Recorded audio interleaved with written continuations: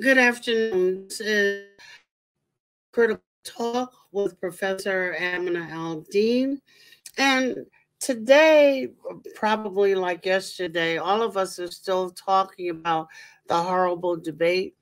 But again, and persistently, and I hope that it continues, we have in the news ongoing efforts at social justice, efforts at reforming the police departments. How can we best move forward with that? And in all of that, we cannot forget the young African American men, some of whom have given their lives, some of whom have had their lives totally compromised by the events that have gone on. I have the pleasure this evening of talking with Mr. Jacob Blake Sr., who is an African American Muslim out there in the community. We've talked about him um, on loads of TV shows. People have asked intelligent questions and not so intelligent questions of a man who has a lot to talk about and lots of thoughts, in addition to giving us information about his son and keeping us up to date. So, we have a range of things that we're going to talk about this evening about faith and spirituality, about how Jacob Blake Jr. is doing, how the family is doing, and then his thoughts on all of the social issues that are ranging from sports to Fortune 500 companies to everywhere, education, the hospitals, everything that I know Mr. Blake Sr. has loads of thoughts about, in addition to what is personally happening to him. So I would like to welcome Mr. Jacob Blake Sr. to Critical Talk. He is a graduate of Winston-Salem College, and for those of you who don't know, it's an HBCU. I only got to visit there once. I went to Lincoln, up the road a little piece, but got to visit there once, and I must admit the people were very, very friendly. And you know, some very good friends of mine, which is how we were able to invite you on the show. And I can see in your face you look a little tired. Well, um, you don't have children Yeah. without being tired. And So Allah has blessed me with 8 sons and 5 daughters. So I oh, have 17 grandchildren. So I look tired every day. oh my God. I don't even want to think in those numbers. That's really hard for me as a mom and as a grandma, because you just sucked all the energy out of me with the numbers. Right. Well, I have a whole tribe. I have a You tribe, my do, own you tribe. do, you do. But let me first ask, how is the family bearing up under all of the pressures?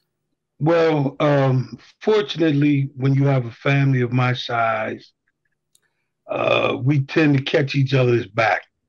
Yeah. And for those that have problems or are weak, they're more there to help them and overcome problems. Hmm. And we've done that for years. So when one person has a problem, we all have a problem. So That's dealing with it the blessing.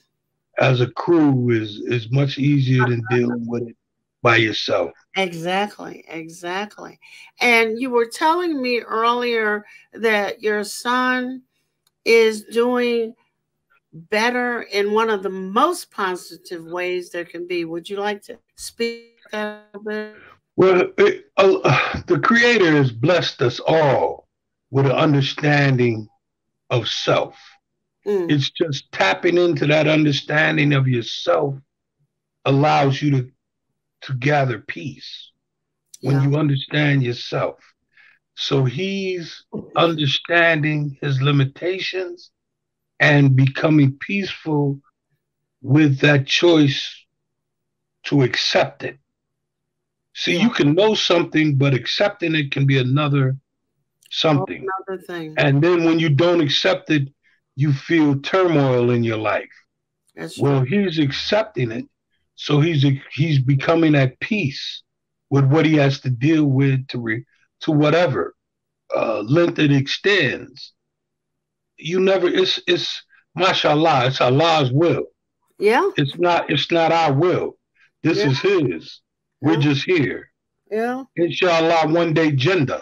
But we're here to fulfill what he's set up for us to do. So this was part of his life, part of his story that he had to accept. And he's accepting it, but he is in paralysis from the waist down. Hmm. And still in the hospital. He's in a recovery, one of the world renowned recovery spinal clinics. Hmm. When he's thinking, and I don't know that he's speaking out yet. How does he see himself, or how do you see him, is a better question, in a trajectory of things we got to change? Well, what we first have to address is the two systems of justice. Mm. There's justice for white people, and then our system is just us. You got that right. So Uh-huh. we have to address it, and if we do not address it, then it will be our downfall because then they will set up laws that will not include us. We demand. We're not asking. We demand to be included. We demand to be looked at as human beings. We demand to be addressed.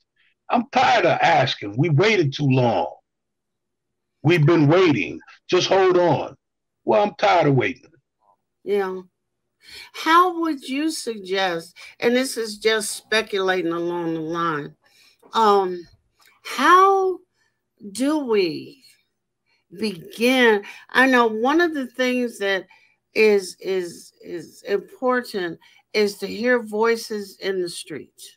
But as you and I have both seen, then Trump and others support vigilantism, coming out with under the false claim that they're protecting buildings to fight off the protesters. What do we do with that? What what is happening is they're taking advantage of a situation. Yeah. The situation is hot. So when the situation is hot, you can pretty much stir the soup whenever you want to, and the vegetables and the meat will spread out in the soup. So Mm, you can't take a finger and point it directly at what you want to point it at because the soup is floating. yeah. Yeah. So you can keep spreading the stuff and stirring it around. If it's hot enough, it'll mix right on in with the soup. Yeah. So they've taken advantage of a soup and added more hatred Yeah. because it understand this has nothing to do with anything other than hatred. It's true hatred and fear of what they do not know.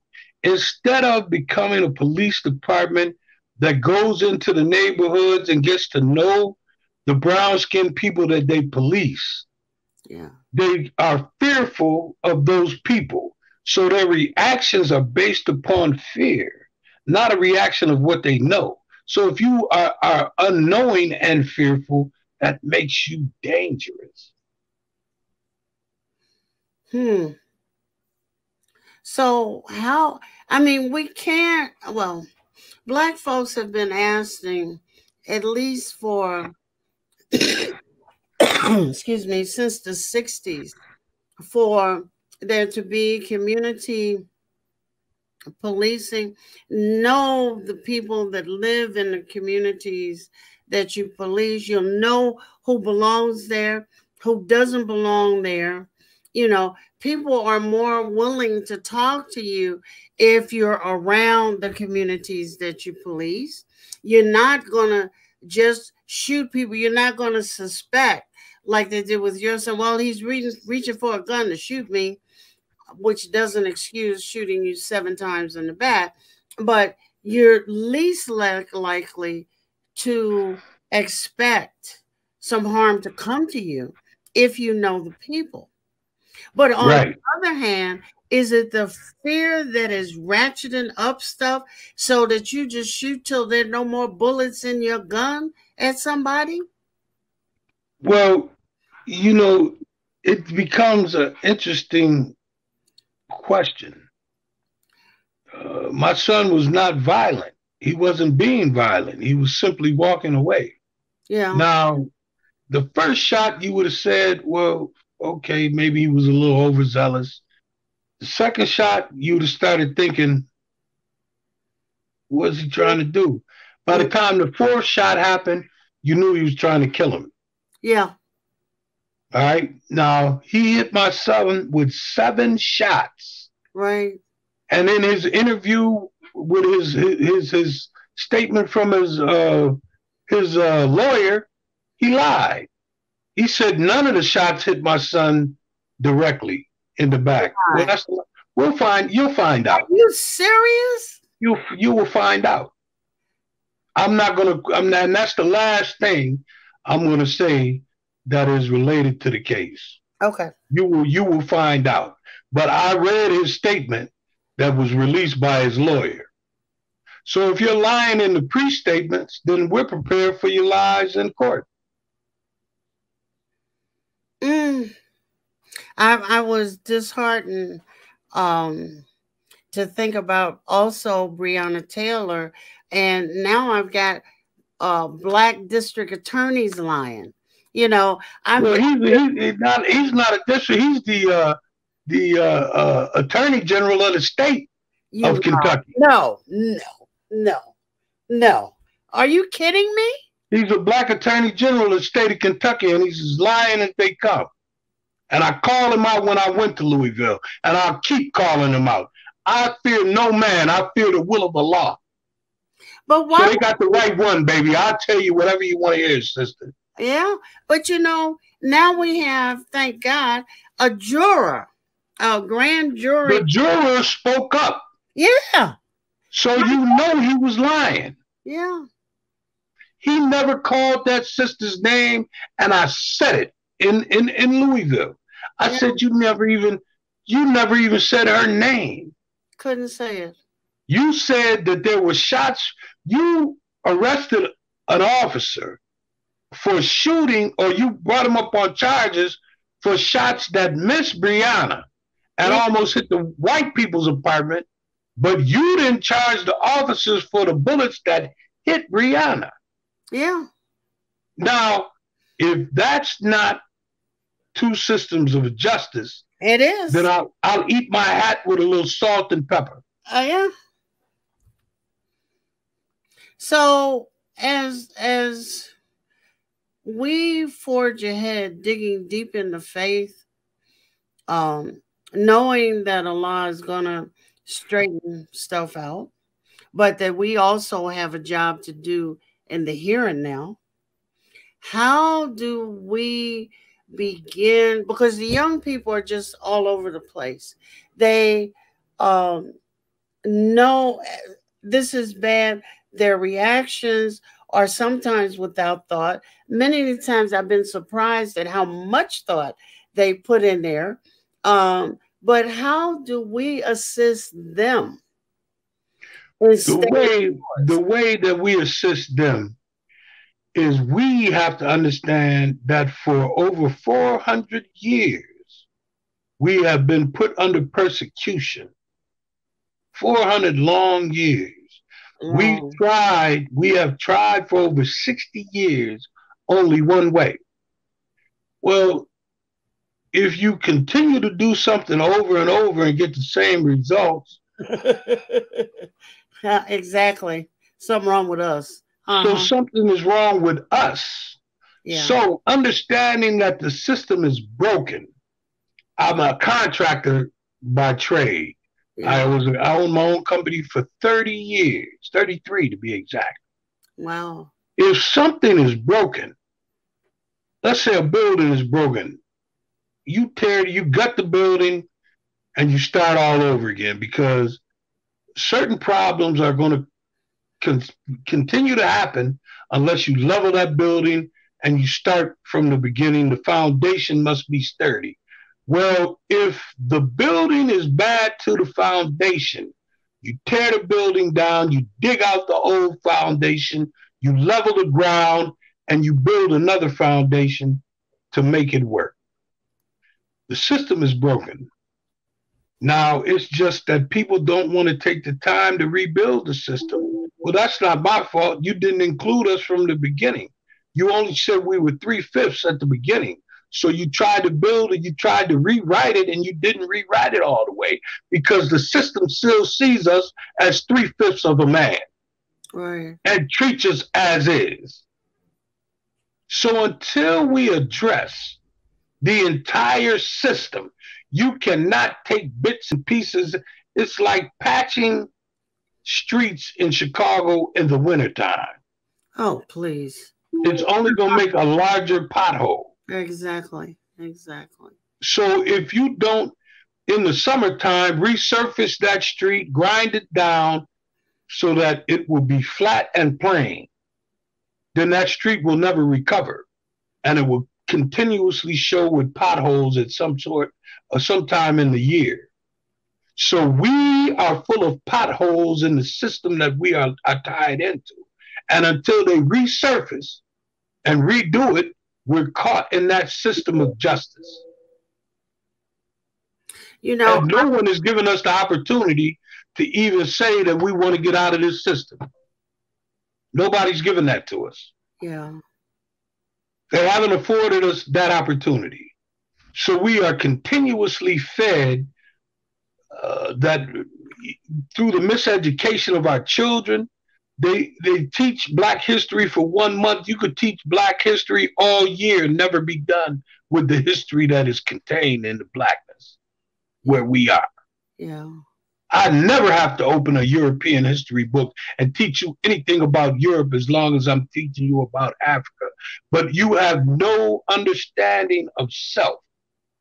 So they use that as a disadvantage against us. We have no shield because we have no pride, because we have we don't, it was said by, who was it, who said that we're so dismissed, we're so misplaced we're so far from Africa, we have no memory. Right. But then James Baldwin. But then we have no justice here in America. We have no loyalty. What is African American? We don't know Africa, and we get no justice here in America. So how can we be African American? They don't treat us like it. We're not American. Right. So what are we? We're caught in this ugly quandary. We don't even know what it is. We don't know what it is. Because we don't know who we are, where we're from, because they don't teach it in school. If you're not taught that from a young age, we learn European history. Well, I don't have anything to do with European history. Those people that you're talking about don't look like me.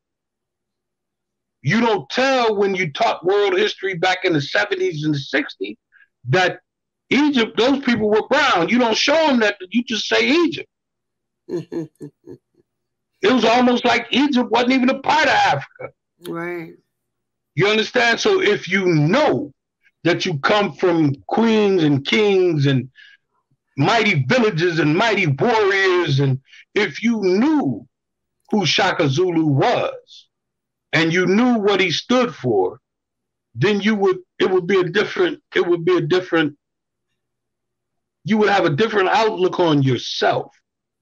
Because self-esteem and self-pride are what we lack.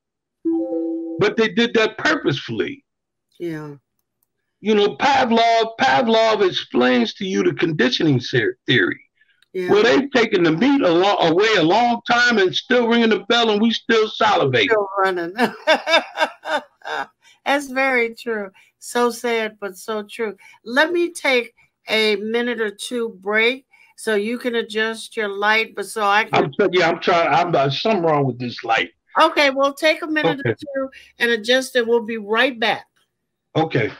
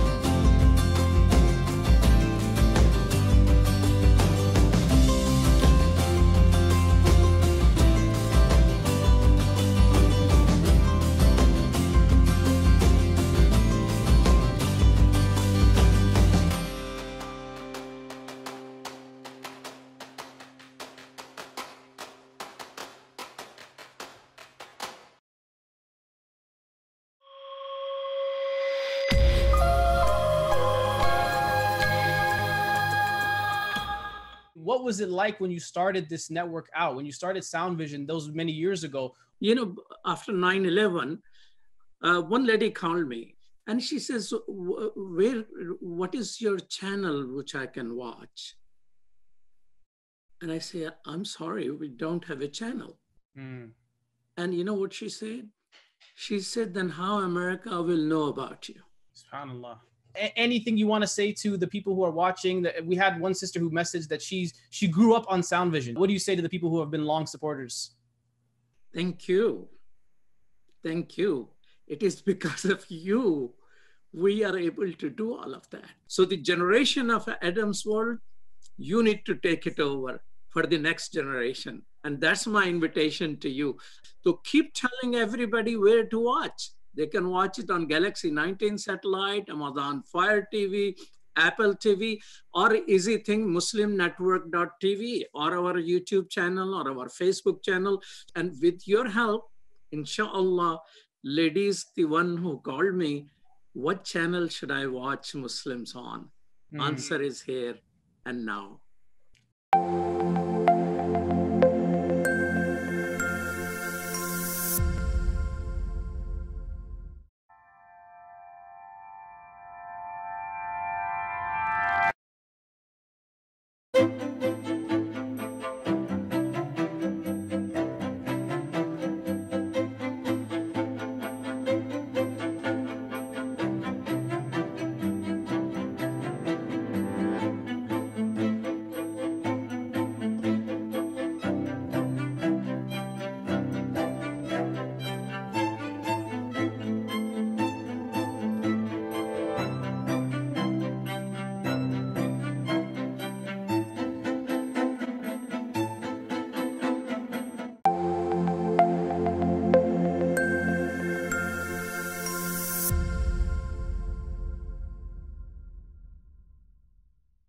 Better?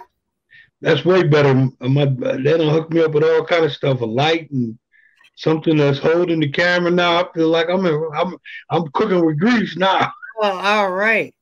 I want to get your thoughts on where. No, I want to talk about the Muslim community because Yes. I've seen you and admired your poise with all of these reporters who would not have had anything to say to anybody in our community, you know, except for a tragedy.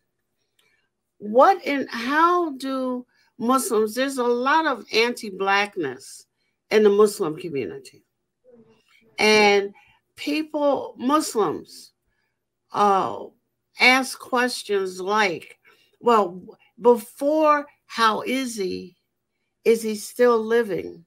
Their question is, what did he do? So what that says to me is that there's a lot of anti-blackness in our faith community, which is why I was reaching out to you today, trying to grab you before somebody else grabbed you again, and say, well, wait a minute, why aren't the Muslims talking to one of us? That gets. I mean, we should be talking to you for you to help the larger community understand what I rail about all the time is that many African descended folk in the Muslim community, I'm taking your stuff about American seriously, African descended folk are really ticked off with the immigrant community. How dare you not see what goes on with Black folk in the United States? I know you came because it was the land of plenty and you could earn a whole bunch of bucks sometimes on my back. But how could you not see the injustice? Well, that's because they're injected with the white rhetoric, the rhetoric that they inject in the Koreans and the Chinese and the Indians about the Black community. So if you can take over the mind thoughts of people, you can control how people act. And that's how diabolical chattel slavery and the whole situation is, because it continues to go on till today. It's never stopped. It just has metamorphosized into different creatures, different animals, different ways of, they couldn't lynch all of us. They couldn't do it. So they tried in a different way. Yeah. So the lynching had to change. So now it's character lynching. You had all those young men locked up for marijuana, but as soon as the white boys found out how much money they could make selling the marijuana legal, it became legal. Yes. But on the backs of all of those that did serious time. Yeah. So, and still doing it. And still in there. Yeah. Why they have marijuana factories. Yeah. And farms. Here in Chicago, where I am, the Black community protested because all of the licenses were given out to the white community. Of course. That's how it works. Yeah. So how can we throw an arrow that stays into the heart of this problem? Well, first of all, we have to address racism in Islam. Yeah. We have to fight racism within our own religion. The way that Afghanis and Palestinians and Arabs look at us, right. It's like we're the bald head, redhead stepchild. We have no place to call home. So they look at us like you couldn't have been born Muslim. That's the way they look at us. Like there's a difference in taking Shahada and being born. Allah says, you never look at your enemy, because you don't know when your enemy is going to be next to you in the Salat line and be your brother. Yeah. He could be fighting in war with you one day, and then the next day be right next he's right next to you in the Salat line. So how do we, I know that you said that the systematic nature of racism in this place indoctrinates those that come in. It grabs them when they finish taking that test to become a citizen, or they're taking that test. Oh, yeah. You're exactly what white people said you were. Yeah. But shouldn't our faith interject something there? Because Allah is speaking about a whole different agenda. Yeah, but when you don't look like me, again, fear plays a role. Yeah. Yeah. And fear is so powerful Yeah. that it can make you have a whole different way of thought. That's how powerful fear is. That's why they peddle fear. That's why that orange dude peddles fear. He Yeah. peddles it.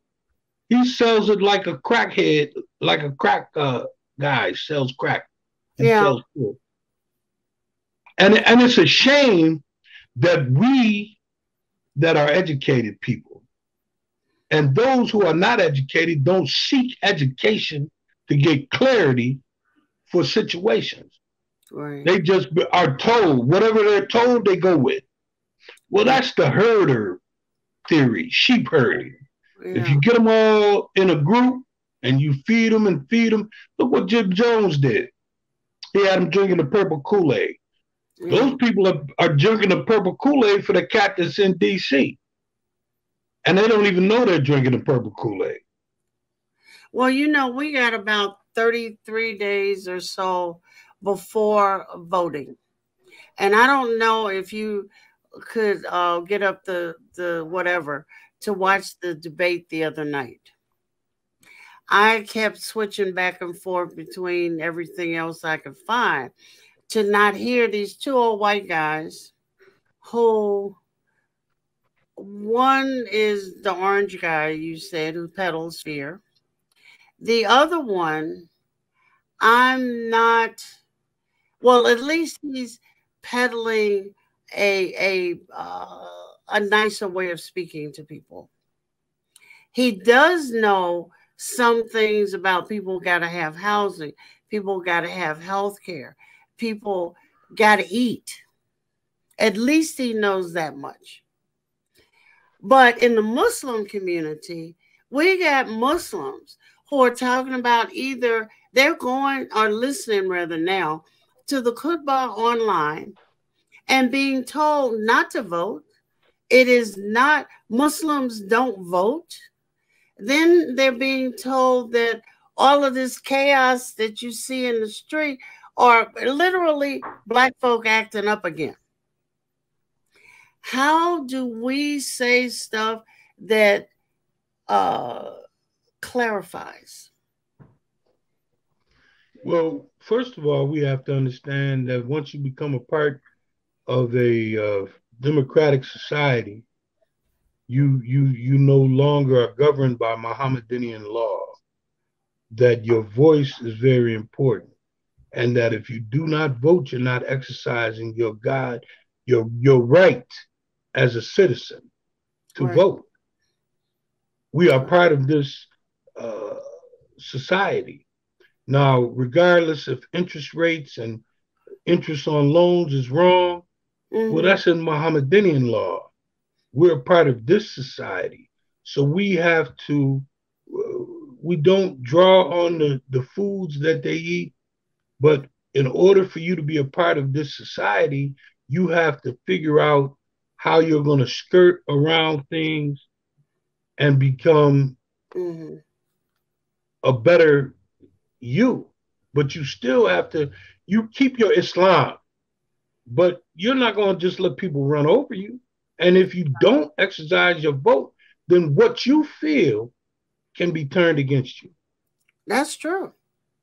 And we're not in a Islamic society, Right. so we must interact with the society to get our voices heard, Yeah. to get our rights as human beings. That's You true. know, it's not cut and dry in a democracy. You That's know, true. there's no it's your opinion means a lot. What you vote for means a lot. Who's going to sit around and get run over? Yeah.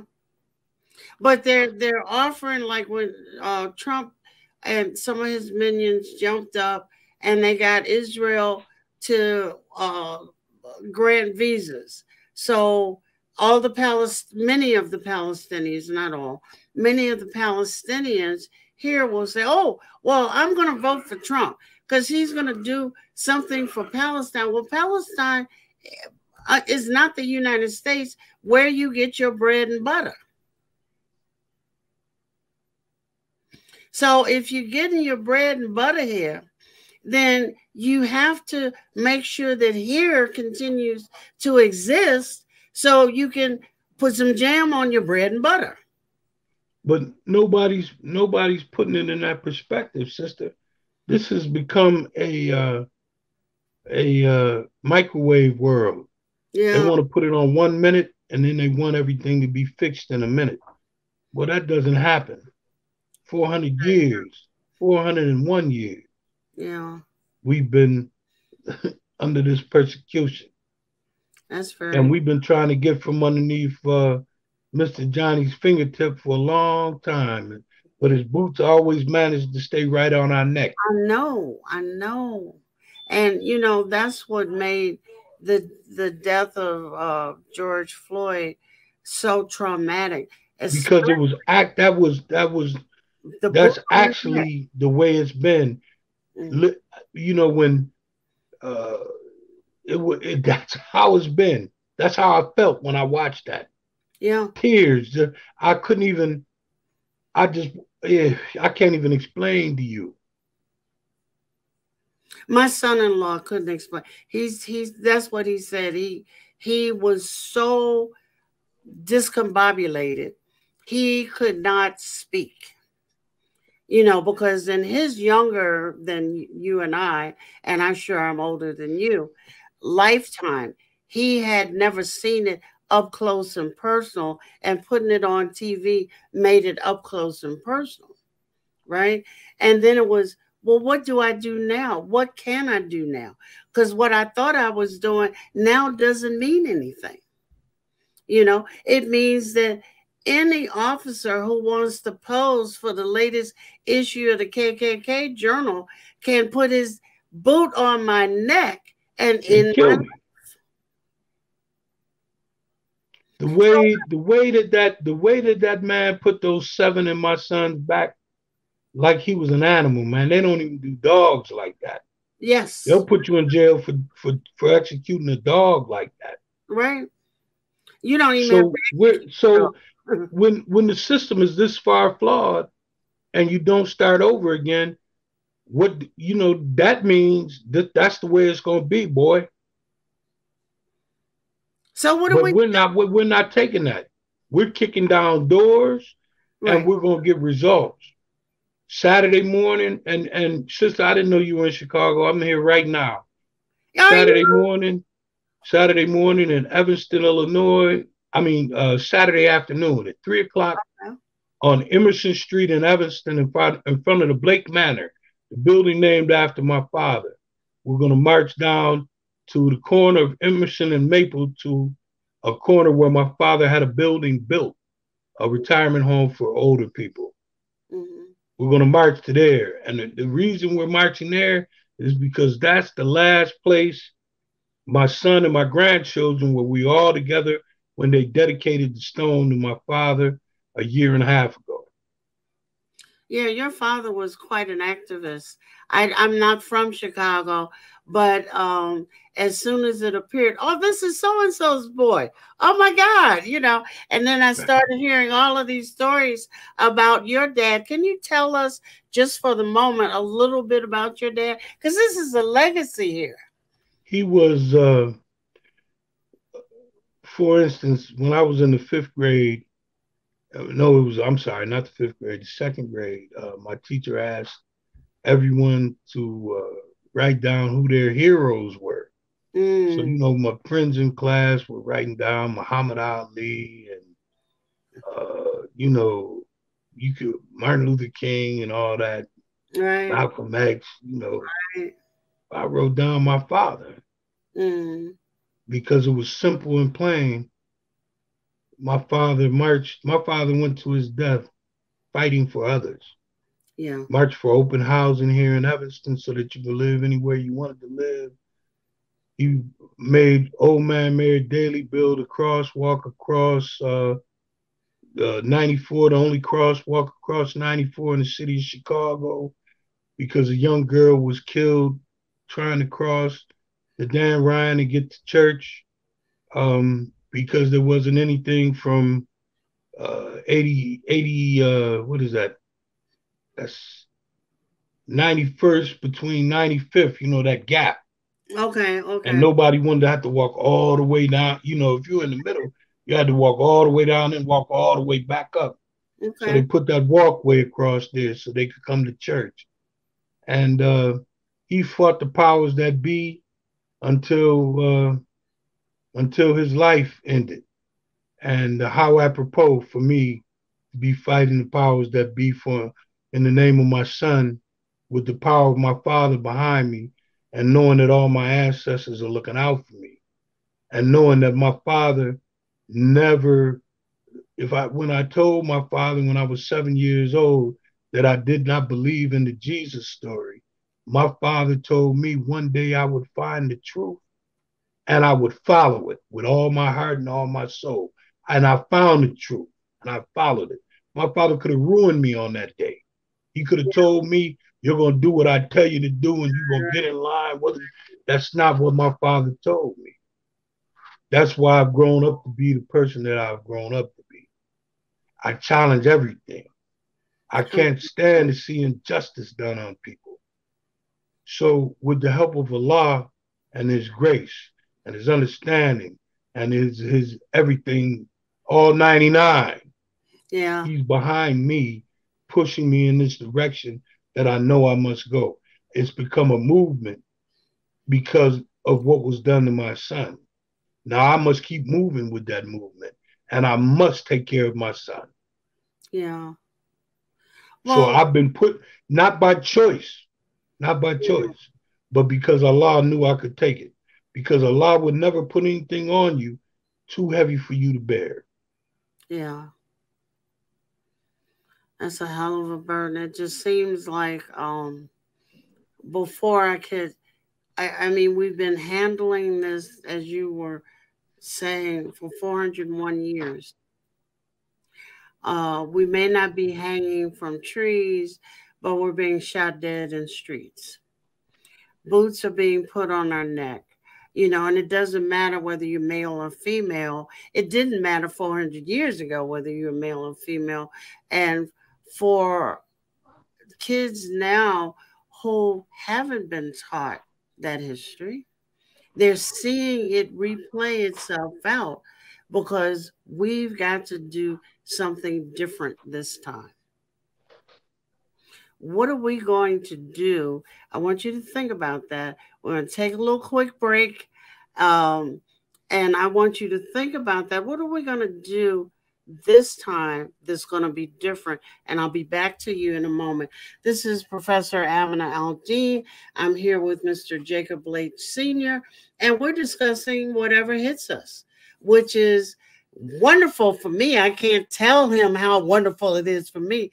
I know he's tired, but he's taking some time out for Muslim Network TV. We'll be right back.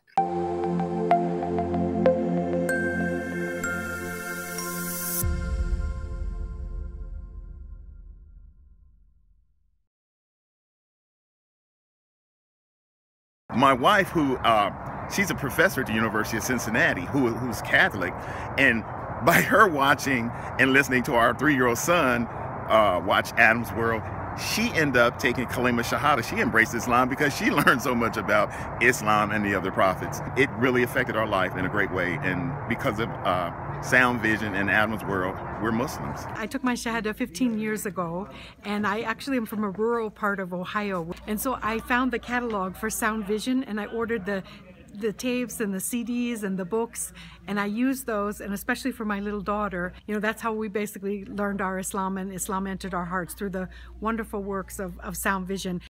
Okay, assalamu alaikum, brother. I just want you to know that I love the Sound Vision website, that a lot of times when I'm looking for information, especially as it relates to homelessness, domestic violence, and women issues, I go to that website, and then I see what you've written, and then I copy and paste it, and spread the word, because the wisdom is there, so I can't do any better than what Sound Vision has already done. Sound Vision is our survival guide. It is the organization that provides skills for Muslims how to survive and thrive in this community here in the U.S. Assalamu alaikum, my name is Anam, I'm in 11th grade, And I grew up with Adam's World, and what it taught me was unity, respect, and love for the Muslim Ummah. Adam's World is the greatest show ever made. Take me to the Kaaba, man. I love that puppet.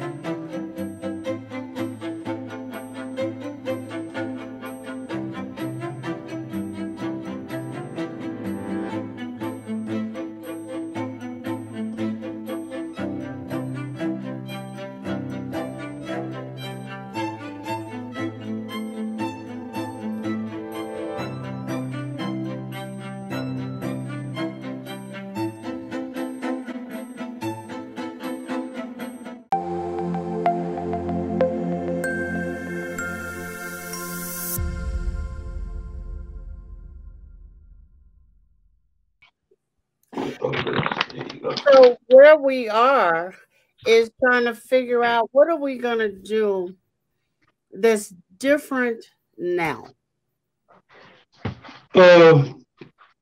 What we've never tried to do is change laws. Well, we did a little bit in the civil rights law. Yeah, but it came back to bite us. And no, how about that big time? You know, we've never really officially tried to change laws. And I think that we need to approach it like it is a war. Because it's war that they have they've done on us. It's official that it's a war. Yes. But strategically speaking, we've never tried to legislate our way through this war. Okay. So we must attempt all angles. And we've never really wholeheartedly because we don't even understand how important our vote is. That's a starting point, right? Once we understand that the vote is what the point is that is important, then but until we get there, sister, we're spinning wheels in the mud. That's true. We have to change things that are changed for everyone in the United States. Because if they don't see us as human beings, then we're not a part of humanity and we're still that 3/5. So you can say that we're not the 3/5, but until you treat us like it, then we're still that 3/5. Yeah, we're still the 3/5. The Constitution did not include us. Yeah. So when do we get included? We have to make new law, change old ones that don't work in our behalf. But like you said, the bottom line is we got to vote. We got to vote out that district. We have to vote our way out of this situation. Yeah, we got to vote out that district attorney in Kentucky. He's got to go. Mitch McConnell's got to go. He got to go. Right. Lindsey Graham's got to go because there's some lying, double talking. Look, when you lie to me once and I catch you in a lie, and then you lie, but then you continue to lie to me. Yeah. And just today, the brother that's running against Lindsey Graham in South Carolina, it's a statistical dead heat tie. Oh my goodness. So they really got to So we need to understand in South Carolina, see, they changed. South Carolina changes things. You better believe the black vote counts in South Carolina. Everybody in South Carolina understands how important that vote is. Yeah, my husband's from South Carolina. He'll tell you how important it is. They've got to get rid of that dude, and we've got to make it a mission. But right. It's got to be a mission, and that's why Saturday, the march that we're having Saturday is a unity march, because Breonna Taylor's family will be here joining me for that march, because it's unity. It's unity. We have to show that we're united before they recognize the fact that we stomping on their front door. We stomping. We ain't knocking. We stomping with our foot at their front door. You're going to have to let us in or we're going to kick in the door. And unity is what makes that happen. We have to set aside our differences, from the Baptists to the AMEs, to the AME Zion, to the Lutherans, we all have to come together, from the Jewish brothers and sisters to the Armenians, to the Koreans. We have to set our differences aside. From the nations to the Sunnis, we have to set our differences aside and get out. And we have to move as a unit, as an army, and move forward, taking our agenda. We're not asking you to be a part. We're telling you we're coming to be a part. And this is our agenda. Can you, as a last word on our show, unfortunately our time is almost up, tell me more, give me the time. Is Saturday? Saturday at 3 p.m. in front of Blake Manor in Evanston, Illinois on Emerson Street. Okay, I think I know where that is almost. Okay. And do people need to come early? Do they need to bring? It starts at 3 o'clock. If you show up by 2:45, I can promise I'll shake your hand and hug you, and Brianna's family will shake your hand and hug you. We'll have masks on, and you know, we're not going to let the pandemic run us up out of here. We're not going to let the KKK run us up out of here. I've received more death threats than I've ever imagined was possible, but I am not scared to die. Somebody sending you a death threat. I mean, come on, really? The last month I've had so many death threats and so much hate mail, you would have thought I did something to somebody. You know, we got to talk again. So the next time you see my name on your email, or I'll call Jalil, I'll call somebody, and now I got your home phone number, I'll call you directly. Yeah, you just call me directly. I'll pick up. We'll have to get many in the Muslim community. I'm going to call everybody I know here in Chicago to put it out on the wire that they need to get to Evanston on Saturday to be a part of beginning history again. The beginning of a new history. I'm telling you. Yeah. I'm telling you, that's the way I feel about it. My son, what happened to him is a tragedy. Yeah. But it's also a victory, because Allah said, "La, it's not your time." Yeah. It's not, you're not going anywhere. Now they must look at you for the rest of your life and understand what they did to you was haram. Right. You're not going to go anywhere, fade into the background, because I'm not going to let that happen. You're not. There's not a dollar amount you can give me to shut up. That's good. Only thing you can do to me is either listen, or you're going to get run over when I'm running down there and do what I got to do. I love it. You have so fired me up now. I've got to make some calls, but I want to thank you so very much. Oh, sister, please. You call when you call my brother, that's my brother. I'll tell you, me and him were the only two brothers from Chicago. in Winston-Salem, at Winston-Salem State. And we used to make up our mind on Friday, man, let's go home to eat Saturday. So we drive home Friday, stay Saturday, and head back Saturday night and be there for class on Monday. There you go. So well, I will call you again. I'm going to pray that both you and all your children, mashallah, mashallah, have all your relatives, and that boy laying in that bed gets mashallah, better, and that he continues to tap into his spiritual self, because he got it from his dad and his granddad, and he got to keep the legacy going. Yes, yes. He got work to do. Yes. And you tell him Amina said it. Okay. Yes, and inshallah, I will talk with you again soon. Inshallah. And inshallah. I will pray for the best for Saturday. Shukran. Thank you so much, sister. Thank you for having me, number one. Thank you. No, thank you for being there. Assalamu alaikum. Wa alaikum salam.